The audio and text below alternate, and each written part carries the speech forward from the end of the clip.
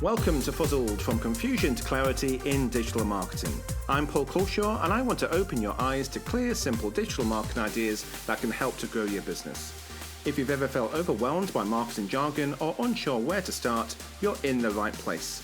Each week, we'll break down one topic in just 10 minutes, no fluff, no fuss, just clarity. Okay, let's get started. Hi, and welcome back to Fuzzled, from confusion to clarity in digital marketing. If you're feeling like you're doing all the things and still shouting in the void, this one's definitely for you. Today's episode is called Why You Feel Invisible Online, and we're diving into what's really going on when you feel like no one sees, hears, or clicks on anything that you're putting out there. So grab a brew and let's get into the big breakdown. Okay, let's break this down, because this invisible feeling, you're not imagining it. And it's not that your content's rubbish or anything, or that you're not working hard enough. I'm sure you are. The truth is, most people build things online with no real structure or system. So that's where my own growth optimizer system comes in. So it's a system I use with clients to help make sure all of the bits of their digital marketing actually do something. They have a purpose. So it's got 5 pillars of growth. So let's go through those. So first of all, visibility, which is all about being found online. Then we've got engagement, which is very much about being listened to. Then we've got conversion, turning interest into action. Retention, keeping them around. And then reputation, which is very much about building trust so people refer you. So building that online credibility and a positive reputation online. But it doesn't stop there, my friends. You also need what I call the 5 enablers. So think foundation, which is very much about research, focus, and clarity. So we can't go forwards and build a lot of traction online if we don't have clarity in terms of, well, who are we helping? Who's your target audience? And how are we helping them? What's your service? What is your offer? So we need to have that clarity within your foundation. And when we talk about research there, that's very much about keyword research, which goes back to the ancient art now of SEO, where we look at, well, what are the keywords? What are the search terms? What are people Googling to find an expert like you? So if we can do that research and find out, okay, these are the terms and the keywords that people are using every day to try and find somebody like me, then we can think about actually creating some content as well around those keywords and around those questions which people are asking in terms of finding somebody like yourself. So think research, focus, and clarity. Then we go on to framework. So framework's very much about creating a structure, a content plan, a content strategy for you, and not just winging it or copying other people on Facebook and Instagram. So we want your own unique strategy with your own content in there, and your content is going to be informed by the keyword research, which we just mentioned. Then we go on to fellowship. So fellowship is very much about your people or your tribe and actually finding them online, or shall we put it the other way, them finding you. So if you're putting out the right content, if you're saying the right things online, if you're participating, then think of your business, think of yourself, if you're a personal brand, a little bit like a lighthouse. So you'll be putting that light out there and people will find you naturally online. And then we've got finesse. So this is a little bit more advanced. So first of all, of course, you need your foundation, your framework, and building a fellowship. Once you start to have that, you can add a little bit of finesse to what we're doing. And this is your style, your tone, but also going into the analytics. So possibly boring, but really important stuff as well. So going into the analytics of Google Analytics or Facebook Professional Insights, for example, and actually looking at, well, what's actually working for me? What content is resonating with my audience? If you know that, make a plan to do more of that good content you're putting out there. Then we've got flow, finally. So get into that state of flow online. So as part of the Growth Optimizer system, we've got growth in the middle of it. So growth is something that all online businesses, all entrepreneurs aspire to.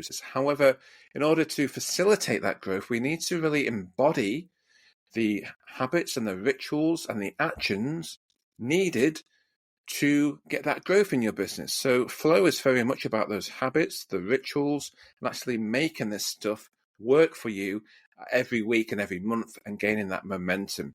So as I say, this is all within my growth optimizer system, and it's a system that I use to help to guide my clients and myself as well in terms of growing their business online.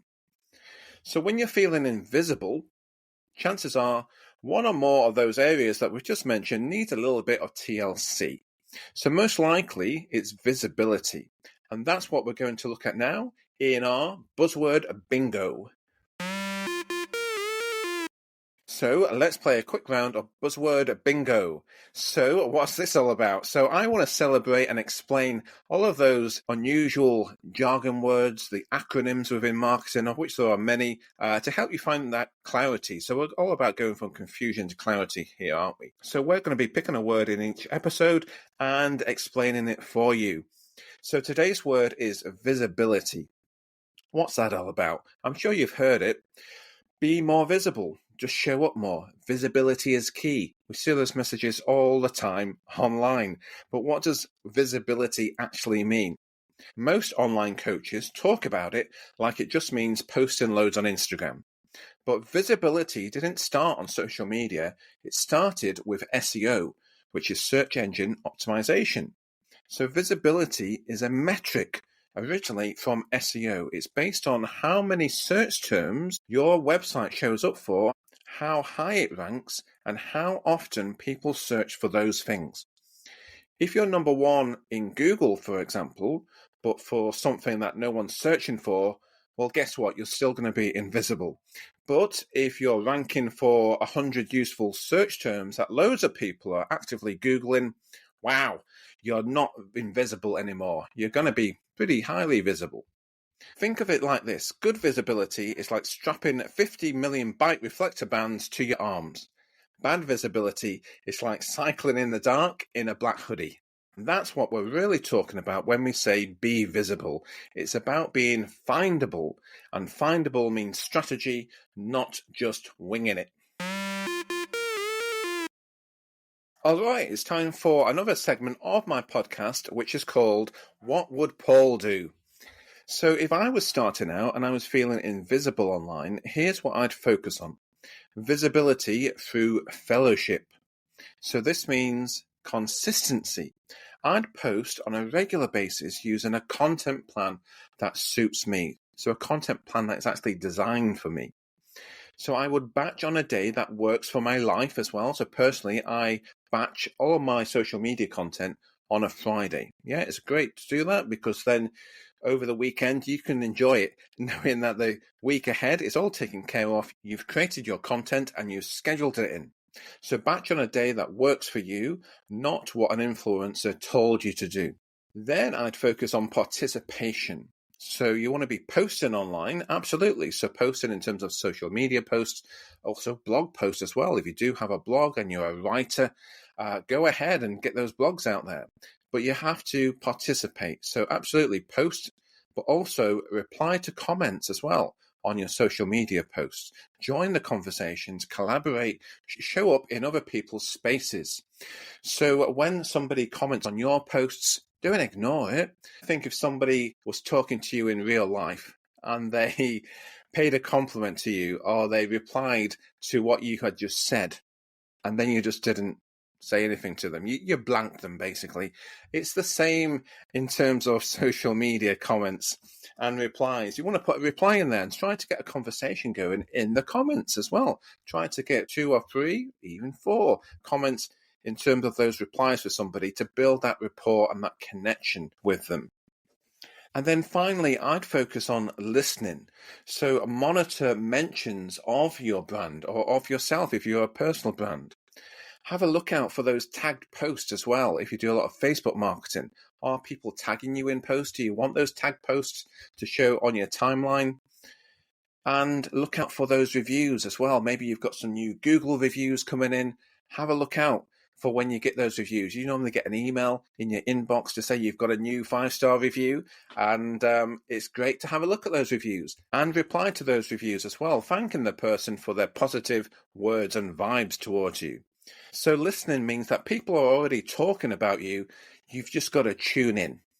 I'd also get into some keyword research. So find out what people are searching for in your niche. So we talked about this a little bit earlier in this episode, but you want to be researching the actual words, the actual search terms, the actual questions that your ideal clients are actively asking online to find somebody like you, or they're asking questions around your area of expertise as well. So it's great to know what people are stuck about, what they want to know more about in terms of your own expertise. So as I say, you can then make a plan to create content that answers those questions. So that way your content becomes the answer to the thing that they're already confused about. And that's how you go from invisible to invaluable.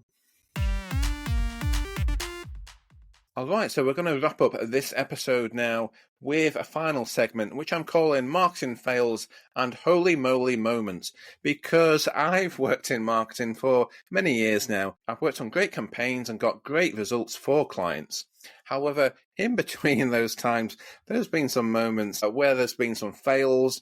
There's been some shocking moments as well, whether it's from me kind of making mistakes when I was first starting out, or there's been some moments from my colleagues as well, which haven't quite worked out as well. So I wanted to share them with you as well, because we're not all perfect online. We're not all perfect marketing people. We're entrepreneurs. We're small business owners. Things go wrong. I know sometimes we're fumbling around a little bit in the dark, and that's the purpose of this podcast, to help you find the clarity so you can go forward with more confidence. So what is my marketing fail meets holy moly moment today in this episode? Well, I once had a client who posted 5 reels a day for a month, but they got 0 clicks, absolutely zilch. And it turns out that they'd never once linked their Instagram to their website or used keywords that their audience were actually searching for, like we've talked about today in this episode. And that was a bit of a holy moly moment, right? They were busy, but they were not visible. So once we sorted out their SEO, we sorted out their content plan and added a few well-placed links on their websites, the traffic started to come through to them. It wasn't magic, like a lot of people think it's the dark arts in terms of what SEO is. It's the method. So it's not the magic, it was the method. So if you're feeling invisible, ask yourself, is it a visibility issue or a strategy issue?